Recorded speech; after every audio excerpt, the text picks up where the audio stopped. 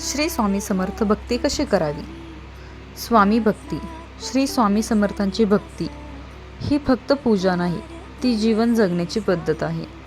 योग्य पद्धतीने केली तर मन शांत, आत्मविश्वास मजबूत आणि आयुष्याला दिशा मिळते. ही सरळ आणि प्रभावी पद्धत आहे. सर्वात महत्त्वाचे नामस्मरण. दररोज मनापासून जप करा. श्री स्वामी समर्थ, श्री स्वामी समर्थ. सकाळी उठल्यावर 108 वेळा, शक्य असेल तर माळेने जप करा. चालताना, काम करताना सुद्धा मनात जप करा. कन्सिस्टन्सी हवी, दररोज करावी, म्हणजे मनशांती मिळते. स्वामींच्या फोटोसमोर किंवा मूर्तीसमोर बसून रोज 5 ते 10 मिनिटे शांत बसून स्वामींकडे पहा. काहीही मागू नका, फक्त बोला. जसं आपण आपल्या जवळच्या व्यक्तींशी बोलतो तसं स्वामींशी मनमोकळ्याने बोला. त्यामुळे प्रत्येक संकटात, अडचणीत स्वामी आपल्याजवळ आपलं रक्षण करतात असे जाणवते. आपल्याला संकटात धीर मिळतो. रोज स्वामी चरित्राचे एक तरी अध्याय वाचावा. विशेषतः गुरुवारला जरूर वाचावा. त्यामुळे श्रद्धा वाढते आणि मन स्थिर होते. सकाळी आणि सायंकाळी स्वामींची आरती करावी. छोटीशी प्रार्थना करावी. स्वामींना म्हणावे, स्वामी मला योग्य मार्ग दाखवा. स्वामींची भक्ती म्हणजेच खरी भक्ती आहे. स्वामी म्हणतात, गरजूंना मदत करा, प्रामाणिकपणे काम करा, कोणालाही दुखवू नये.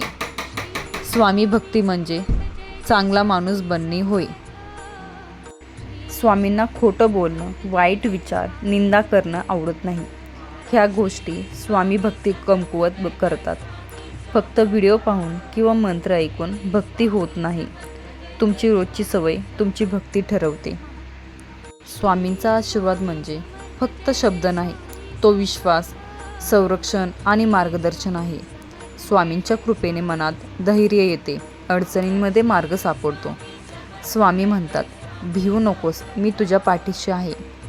हे फक्त वाक्य नाही, हे कॉन्फिडन्स सिस्टम आहे, जे तुम्हाला अडचणींमध्ये मजबूत ठेवते. स्वामी समर्थ नेहमीच अडचणींमध्ये आपल्यासोबत, आपल्या पाठीशी उभे असतात.